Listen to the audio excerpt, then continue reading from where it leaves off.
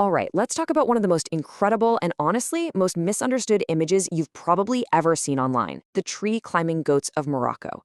We're going to get into the real story behind the picture. You know the one I'm talking about, right? A tree just packed with goats, standing on the branches like it's the most normal thing in the world. It looks like something out of a dream. But that photo, it's really just the cover of a much, much deeper story. One that's all about ancient survival, human empowerment, tricky global economics, and a really tough ethical question. So, to really get this, we have to start with the tree itself, because this isn't just any old tree, and these aren't just any goats. What you're looking at is an ecological partnership that has been millions of years in the making. The tree at the very heart of all this is the Argan tree. Scientists have a cool name for it. They call it a tertiary relic. And that's because it's basically a living fossil that has somehow managed to survive for an incredible 80 million years. It's the last of its kind. And you know how it survived? By being an absolute master of adaptation. This tree is a fortress. It can take scorching temperatures up to 50 degrees Celsius, that's 122 Fahrenheit. Its root system is genius. It's got these super deep taproots that hunt for groundwater, and then shallow roots that spread out to catch any surface moisture. It'll even drop its leaves in a bad drought just to save energy. This tree is literally the last line of defense against the Sahara Desert. So, why are the goats up in the tree? Well, for the fruit, of course. For years, the story we all heard was pretty straightforward. Goats eat the fruit, they digest the pulp, and then they poop out the valuable nut. But here's the thing. Recent science has shown us something way cooler. Turns out the nuts are just too big to pass through their system. Instead, while the goats are just chilling, chewing their cud, they regurgitate the big, clean nuts and just spit them out.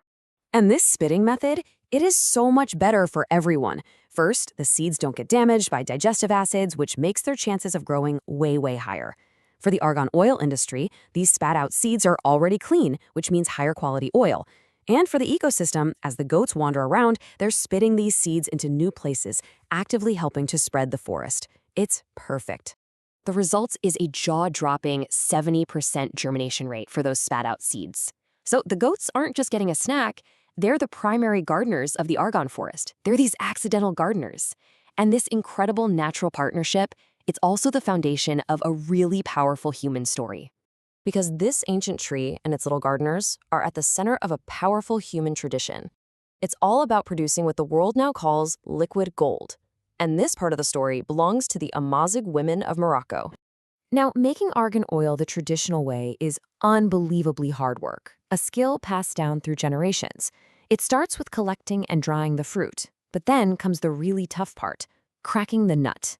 And get this, an argan nut is 16 times harder than a hazelnut. 16 times! And each one has to be cracked by hand with incredible precision between two stones. And just to put that effort into perspective for you, it takes about 20 hours of intense manual labor to produce a single liter of argan oil. 20 hours! I mean, think about that the next time you see one of those little bottles in a store. That is an incredible amount of human energy and skill. And that energy has been channeled into this amazing force for social change. Back in the 1990s, women-led cooperatives started to form. And these co-ops weren't just about making oil. They were about creating stable incomes, giving women literacy and business training, and really empowering them with financial independence. The results have been incredible, especially for their kids, with school enrollment for girls just taking off. But as you can probably guess, when argan oil became a global sensation, the story got a lot more complicated. The very success that was supposed to lift these women and their communities up also created a whole new set of pressures. This chart, well, it tells a pretty stark story.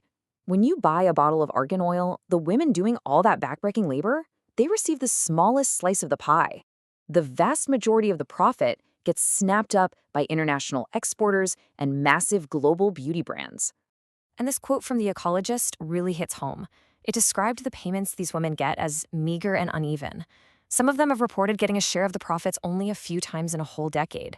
So despite this booming global market, they're still in a really tough spot. And all that economic pressure, it brings us right back to where we started, back to the goats in the trees.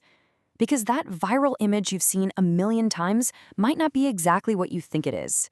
We have to talk about the difference between a natural spectacle and a staged tourist trap. See, along the main tourist roads, Some farmers who've been hit really hard by drought now stage this whole scene just to make a little money. They'll build small platforms in the trees, they'll put the goats up there, and they'll leave them all day in that blistering heat, often without much water. Sometimes they even tie baby goats to the branches just for a better photo op. And having so many goats in one spot all the time, it really damages the trees and stops the forest from regenerating.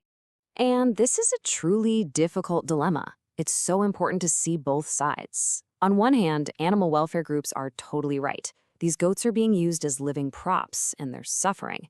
But on the other hand, for the farmers who are facing climate catastrophe with no crops, no rain, the tips from tourists are often the only money they have. It's the only way they can feed their families, and ironically, it's how they feed the very goats they're putting in the trees. So, with all these pressures, ecological, economic, ethical, what's actually being done to protect this incredible legacy? Well, the good news is a lot of people are working really hard on some amazing solutions for the future. And there's a pretty strong framework of protection already in place. The whole region was named a UNESCO Biosphere Reserve way back in 1998. Morocco created a special legal protection for the oil's origin, kind of like what they do for champagne or Parmesan cheese. The UN even created an international day just to celebrate this amazing tree.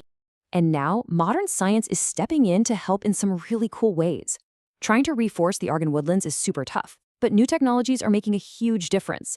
For example, scientists are using helpful fungi to help the tree roots absorb more water, and there's this really innovative tech that holds water underground, right where the new seedlings need it most. And get this, that subsurface water retention technology can boost the soil moisture for a new little seedling by almost 500%. In a place that is literally battling the desert, that is an absolute game changer. It offers some real, tangible hope for restoring this ancient landscape. Which kind of leaves us with this final thought. The Argan tree has survived for 80 million years. It's the ultimate symbol of resilience in the face of the harshest conditions imaginable.